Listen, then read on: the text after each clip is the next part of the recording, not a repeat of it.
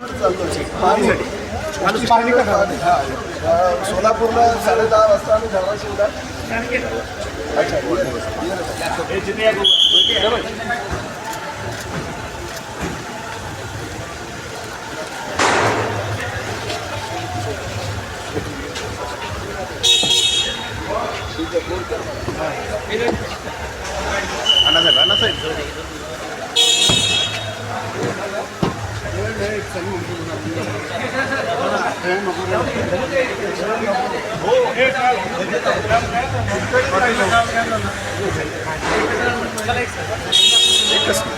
सरक तो बाजूला माझी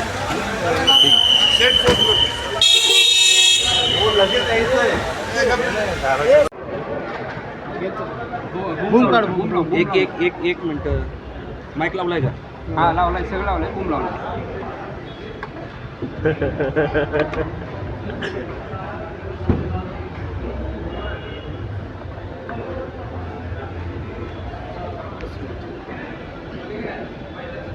साहेब, तर आगामी नगर परिषद आणि नगर पंचायत निवडणुकाच्या पार्श्वभूमीवर शिवसेना मोठी तयारी करते. खरं तर धाराशिवचे पालकमंत्री आहेत आपण, तिथं काही तसं वाद होताना पाहिलं होतं. एक चर्चा होती की भाजप आणि शिवसेना युती होईल, मात्र शिवसैनिक कुठं नाराज आहे की भाजपनं पाठीत खंजीर उतरला आहे.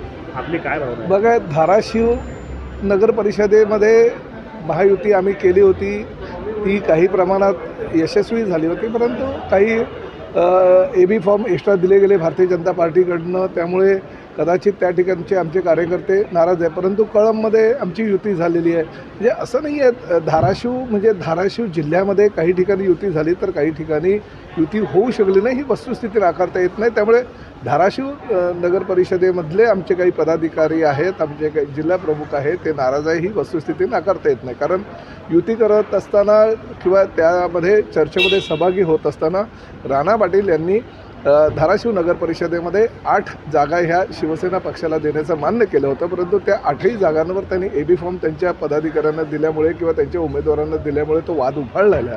आज मुख्यमंत्रीसुद्धा धाराशिवला येणार आहेत. त्यांच्या लग्नाच्या कार्यक्रमाच्या निमित्तानं मी सुद्धा त्या ठिकाणी जाणार आहे.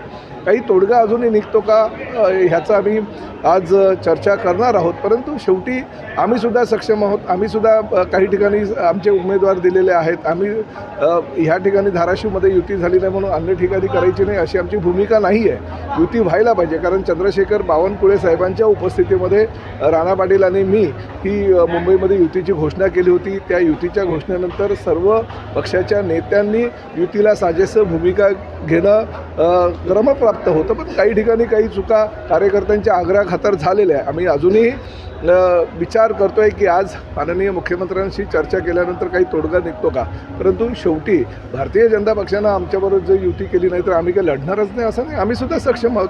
प्रत्येक ठिकाणी आमचेसुद्धा उमेदवार उभे आहेत, परंतु एका ठिकाणी युती आणि एका ठिकाणी युती नाही असं चित्र जे जिल्ह्यामध्ये निर्माण झालेलं आहे, ही वस्तुस्थिती नाकारता येत नाही. त्यामुळे आज चर्चेनंतर काहीतरी मार्ग निघेल.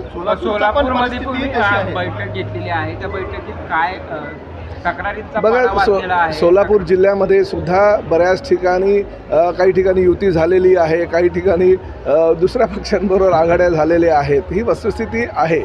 परंतु तरीसुद्धा सोलापूर जिल्ह्यामध्ये आमची परिस्थिती अतिशय चांगली आहे. आमचे शिवसैनिक अतिशय चांगल्या प्रकारे काम करत आहेत. बऱ्याच नगर परिषदा आमच्या ताब्यामध्ये येतील असं कार्यकर्त्यांचं मत आहे. आणि एकनाथ शिंदे साहेब स्वतः उद्या सोलापूरचा जिल्हा दौरा करत आहेत. 3 ठिकाणी त्या सभा पण घेत आहेत. त्यामुळे मला असं वाटतं की वातावरण अतिशय चांगलं आहे. शिवसेनामय वातावरण ह्या सोलापूर जिल्ह्यामध्ये आणि धाराशिव जिल्ह्यामध्ये झालेलं आहे. भविष्यामध्ये अजूनही प्रचाराच्या माध्यमातून आमचे शिवसैनिक जोर लावतील आणि पक्षाची भूमिका, आदरणीय एकनाथ शिंदे साहेबांची भूमिका, लाडक्या बहिणींसाठी त्यांनी मुख्यमंत्री पदाच्या कार्यकाळामध्ये घेतलेली भूमिका ही जगजाहीर आहे. आणि त्यामुळे सगळ्या लाडक्या बहिणींसह सर्वसामान्य आमचे लाडके भाऊसुद्धा आम्हाला मतदान करतील आणि सोलापूर आणि धाराशिव जिल्ह्यामध्ये शिवसेनेचा भगवा सर्व महापालिकांवर येईल याची आम्हाला खात्री आहे. भाजपला शिंदे नकोशे झाले, त्यामुळे जागा दाखवण्याचा लोटस कार्यक्रम सुरू झाल्याचं सामन्यातनं टीका करण्यात. बघा, सामन्याच्या टीकेला कोण विचारतो? सामना आता फक्त टीकाधारी झालेला. त्यांनी खरं तर सामना मुखपत्राचं नाव बदलून टीका सेना असं करायला हरकत नाही, कारण शेवटी टीकेशिवाय दुसऱ्याकडे काहीच नसतं.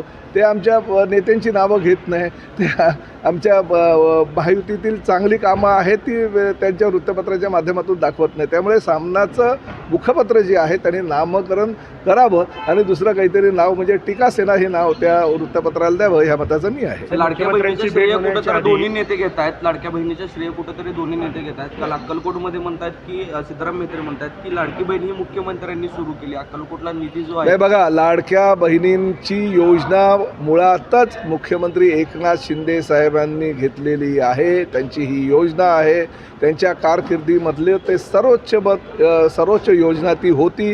हे महाराष्ट्रातील जनतेनं बघितलेलं आहे आणि त्या योजनेचा लाभ आम्हाला ह्या महायुतीच्या माध्यमातून लढलेल्या विधानसभेला झालेला आहे. तब्बल 232 आमदार आमच्या महायुतीचे आणि 5 आमदार आमच्याबरोबर असलेले सहकारी पक्ष किंवा सहयोगी अपक्ष हे आमच्यासोबत आहे. त्यामुळे तब्बल 237 आमदारांचं संख्याबळ हे महायुतीला आहे आणि फक्त एकनाथ शिंदे साहेबांनी ज्या पद्धतीनं लाडक्या बहिणींचा विचार करून त्यांना न्याय दिला, केंद्रामध्ये नरेंद्र मोदी साहेबांच्या सरकारचं जे काम आहे आणि राज्यामध्ये महायुतीच्या सरकारच्या कामावर सर्वसामान्य जनतेनं आम्हाला मतदान केलेलं आहे आणि एवढं बहुमत आम्हाला प्राप्त केलेलं आहे. सध्या मुख्यमंत्री दुपारी येत आहेत, मात्र त्यापूर्वीच मेळावा जो आहे तो धाराशिवमध्ये होता. खरं तर कार्यकर्त्यांना समजवण्याची एक शर्यत असणार आहे. नाही, मेळावा नाही आहे. आज कुठल्याही कार्यकर्त्यांना आम्ही भेटलेलो आहे. मेळावे हे आता फक्त उपमुख्यमंत्री एकनाथ शिंदे साहेब हे येणार आहेत, त्यांच्या माध्यमातून मेळावे होणार आहे आणि माझा दौरा हा 26 आणि 27 तारखेला आहे. त्यामुळे मेळावा वगैरे काही नाही. प्रत्येक कार्यकर्त्यांशी आणि प्रत्येक नेत्यांशी काल मी चर्चा केली. काही आम्हाला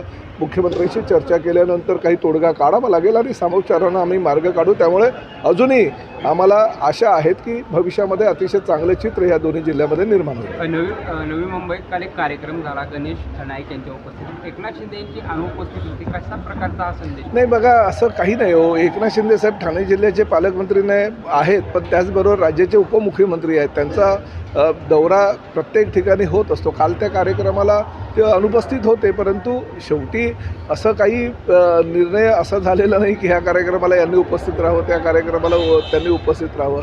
असं काही एक दुसऱ्यांच्या सामोपचारानंच आम्ही काही निर्णय हे जिल्ह्यामध्ये घेत असतो. पण ते सातत्याने चर्चा होतात. शिंदे साहेब आणि मुख्यमंत्री दोघं सोबत आले की एकमेकांना पाहिलं नाही, एकमेकांना बोलले नाही हो, असं काही नाही. हा तुमचा भ्रमनिरास आहे. काही लोकांनी पेरलेल्या ह्या बातम्या आहेत, तसं काहीही नाही आहे. आणि तसं जर काही असतं तर हे महायुतीचं सरकार एवढं खंबीरपणे चाललं नसतं.